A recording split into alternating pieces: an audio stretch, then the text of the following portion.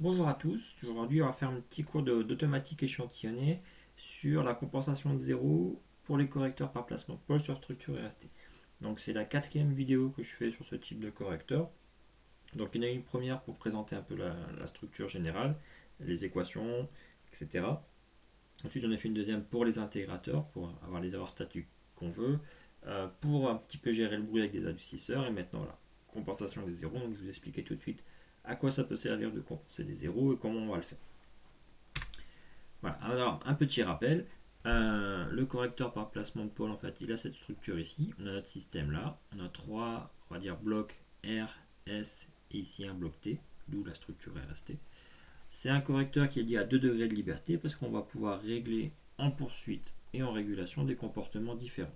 En poursuite, c'est la sortie, comment on va se comporter par rapport à une consigne donnée, et en régulation, comment la sortie va se comporter par rapport à une perturbation. Comment on règle ce correcteur, un petit peu les étapes. On va d'abord calculer les coefficients R et S pour pouvoir en fait fixer un comportement en régulation. En régulation, on veut avoir une dynamique, donc on veut que les pôles en régulation aient des certaines valeurs. Donc on va fixer un HD+ ici, ça va nous donner un comportement en régulation. On a toujours ici les zéros de notre système.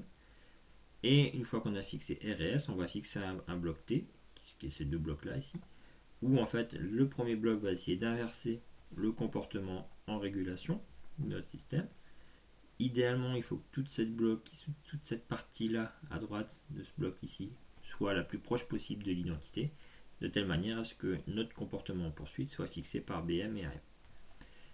En vrai, notre système, c'est pas l'identité ici, hein, c'est une constante, donc un réel ici, un retard pur et le numérateur de B. Voilà. Alors maintenant, on va essayer de voir un petit peu comment on va pouvoir compenser les zéros et surtout à quoi ça va nous permettre de faire ça. Donc comme je vous ai dit tout à l'heure, en fait, on va essayer d'avoir un comportement en poursuite qui va être du type BM sur AM. Par contre, la fonction de transfert qu'on obtient, la transmittance, fonction de transfert en Z, donc la sortie sur la consigne, c'est BM sur AM, ce qu'on veut, parce que là on est content, fois une constante, donc un facteur d'échelle près, on va pas être trop regardant dessus. Un retard, ça on ne pourra pas faire grand chose, et tous les zéros de notre système. Tous les zéros, on va essayer de voir s'il n'y a pas une partie qu'on peut un petit peu enlever. Donc on va essayer de compenser, en fait, pour les enlever, on va essayer de compenser ces zéros en les ajoutant des pôles équivalents dans le bloc S. Je vais vous montrer tout de suite comment on va faire. Donc pour cela, en fait, on va essayer prendre notre bloc, notre système, notre numérateur, et on va décomposer en B+ fois B-. B+ qui va contenir tous les pôles stables du système, B- qui va contenir tous les pôles instables, enfin les zéros, c'est le numérateur, les zéros stables pour B+, les zéros instables pour B-.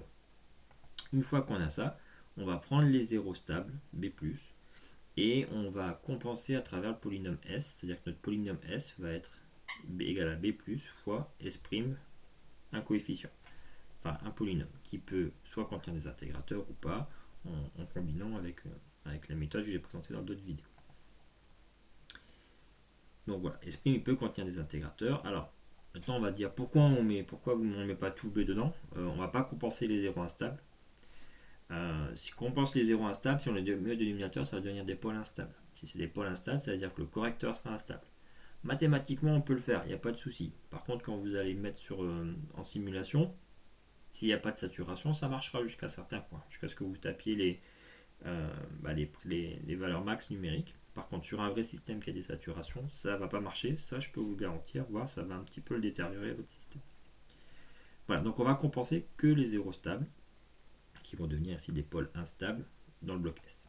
Donc si je prends un petit schéma, je vais avoir mon bloc S qui va être composé de S' et des pôles stables ici, enfin de zéros stables de B ici.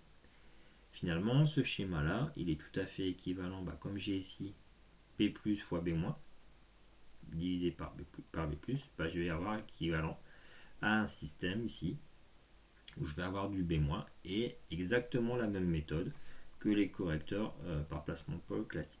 Ça va être exactement la même façon de procéder. Donc on va procéder pareil. Voilà. Sauf que voilà, au lieu d'appeler ça maintenant, enfin au lieu de considérer B entier, on va juste considérer B-. Et quand on va implémenter le correcteur, il ne faudra pas oublier de mettre ce B+, ici, au dénominateur. Voilà. Alors je vous propose un petit exemple qui n'est pas le même que les exemples précédents, parce que j'ai besoin un peu d'un exemple un petit peu plus compliqué pour mettre ça en avant. Donc on va servir un moteur en position. Alors si vous êtes à l'aise, moi je vous conseille d'essayer de faire les résultats. Enfin, mettre pause à la vidéo, essayer de faire la méthode, trouver les valeurs et après on compare. Voilà, je vais vous donner les résultats moi. Je ne vais pas vous faire attendre une vidéo qui fait rien, c'est pas le but. Hein. Donc on va prendre un moteur en position, gain statique 2,5, constante de temps 0,8, l'intégrateur pour être en position et une période d'échantillonnage à 0,5 secondes. On va souhaiter avoir un cahier des charges suivant. En régulation, avoir un dépassement inférieur à 5% et un temps de montée à 1 seconde. Et un poursuite, quasiment pas de dépassement, donc inférieur à 0,1%. Et un temps de montée de 2 secondes. Et on souhaite que les réponses elles respectent le plus précisément possible ce cahier des charges. Donc c'est pour ça qu'on va faire une compensation des zéros. Les étapes, c'est les étapes classiques. On va calculer G de Z. On va calculer la fonction de transfert, la dynamique qu'on souhaite en régulation, fixer le degré de R et S, faire l'identité de Bezout, calculer le comportement en poursuite et ensuite calculer T de Z et puis faire la simulation. Voilà, il y a des étapes qui peuvent se faire en parallèle. Hein.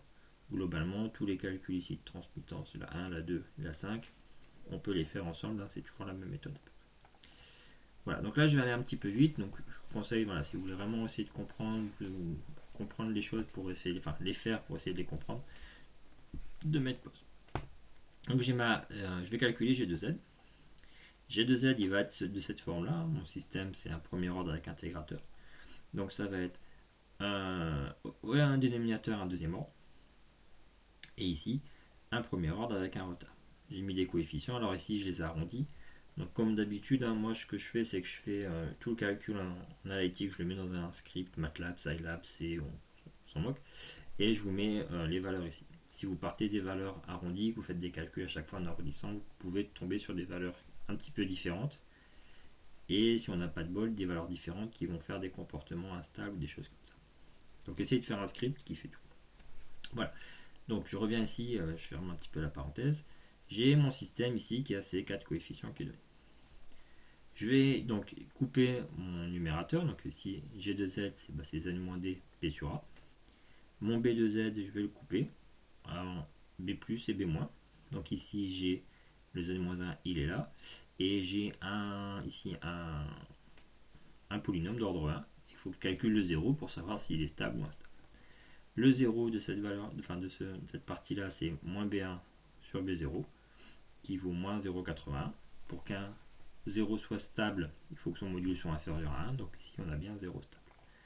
Donc on va avoir B plus qui fait B0 plus B1 et B moins qui fait 1. On a bien Z-1 fois B plus fois B moins qui est égal à ça. Voilà, donc ce B plus, on va pouvoir le compenser.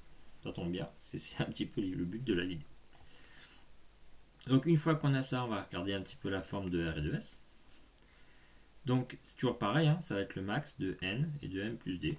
N c'est l'ordre du dénominateur, M plus D c'est l'ordre du numérateur et du retard. Alors attention, ici on a compensé les zéros, donc finalement c'est plus l'ordre de B, c'est l'ordre de B moins ici. M est l'ordre de B moins, pas de B plus, parce que B plus on l'aura compensé. Donc c'est pour ça en fait on a max de l'ordre 2 au dénominateur, B-, c'est d'ordre 0, plus un retard de 1, donc c'est max de 2 et 1 moins 1, ça va faire que L est égal à 1. Donc je vais avoir R de Z qui fait R0 plus R1 Z-1 et S de Z qui fait 1 plus S1 Z-1.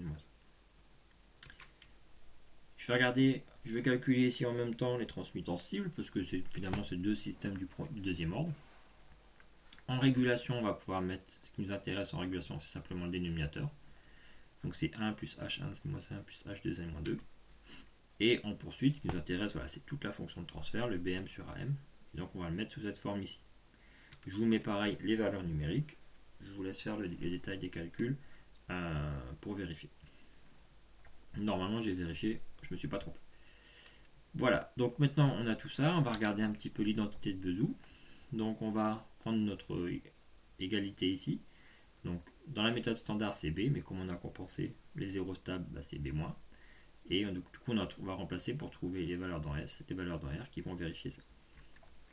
Les résultats, je vais les présenter après pour comparer avec et sans compensation. Donc sans compensation, on voit bien ici que tout ce qui change, c'est qu'ici j'ai pris toute la partie des zéros du système. Ici, j'ai juste pris les zéros instables. On développe. Avec compensation, ça va nous donner ça. Et on va avoir un système matriciel qui va se résoudre et qui va nous dire que S1 il fait 0, R0 il fait 1,29 et R1 il fait moins 0,43. Voilà comment on a trouvé ça. Donc maintenant on va implémenter le système. Donc on va reprendre le schéma, etc. Je n'ai pas remis le schéma ici, je vous mets juste les résultats. Donc en bleu, c'est la consigne qu'on cherche à suivre. En rouge, c'est une perturbation qui arrive au bout de 20 secondes. En orange, ce qu'on voit, c'est la sortie qui va être compensée. Et en rouge, c'est la sortie qui va être non compensée. Donc on voit que la sortie qui est non compensée, on a des zéros qui se rajoutent, qui viennent perturber un petit peu. J'ai fait une vidéo qui montre un petit peu pourquoi c'est intéressant justement d'avoir le moins de zéros possible, de ne pas rajouter de zéros. Donc on voit que si on rajoute des zéros ABM sur M, on a un dépassement supplémentaire, alors que si on l'a pas, finalement on n'est plutôt pas trop mal par rapport au cahier des charges, que ce soit en poursuite ou en régulation. Alors que quand on n'est pas compensé, on est carrément en dehors du cahier des charges. Voilà. Juste là, je vais faire une petite parenthèse, parce que j'ai un petit peu de place pour la faire. Ici, voilà, j'ai fait une simulation en mettant juste le pas d'échantillonnage comme pas de simulation pour bien voir les résultats. Je vais vous montrer un petit peu ce qui se passe en fait. On peut ne pas avoir des choses si on simule mal Donc si j'ai pris un pas de simulation ici, donc de TE, on va avoir ces valeurs là. Donc ici on a un max par exemple à 1,35 à peu près. Par contre, si je prends un pas de simulation maximale de TE sur 100, c'est-à-dire que je contrains la simulation à faire beaucoup de calculs, et on va voir que finalement, donc c'est le même résultat. Si on regarde vraiment aux instants d'échantillonnage, on va avoir la même valeur. On est juste un petit peu plus précis. Notre système, il est échantillonné, mais il reste continu sur sa sortie, donc on a bien des courbes continues. Alors qu'avant l'échantillonnage, quand on n'avait pas de simulation à 1, enfin à TE, on était à 1,35, alors que quand on simule plus finement, vous voyez qu'on monte quasiment à 1,55. Donc on a vraiment un dépassement bien plus fort. On a des courbes continues ici. Juste pour revenir un petit peu aussi, on a là finalement on a quand même beaucoup d'oscillations par rapport à ce qu'on veut. Si on regarde aux instants d'échantillonnage, quand même on n'est pas mauvais. Par contre, comme les tomatiques échantillonnées ne se garantit rien entre les instants d'échantillonnage, entre ces instants on peut partir sur des valeurs un peu hors de ce qu'on souhaite. Et ce qu'on voit ici, on part bien au-dessus des performances souhaitées. Une solution, c'est tout simplement de raccourcir la période d'échantillonnage pour vraiment limiter ces problèmes-là. C'est ce que j'ai fait ici.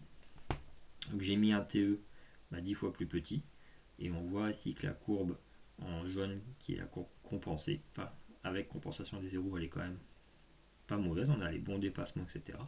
Par contre, la courbe non compensée, on a toujours le surplus. Tout ce qui montre vraiment que dans certains cas, c'est vraiment avantageux de compenser. Après, le problème, c'est est-ce qu'on a bien identifié notre système pour savoir si on va bien compenser et pas compenser un petit peu à côté. C'est-à-dire qu'on rajouterait des pôles à notre système sans compenser des zéros. C'est un petit peu dangereux. Donc il faut vraiment bien que le système soit identifié pour faire ça. Voilà, j'espère que ces vidéos en fait sur le correcteur par placement de pôle sur structure et ST ont été à peu près claires. Et puis je vais vous souhaiter une bonne journée. Voilà, au revoir.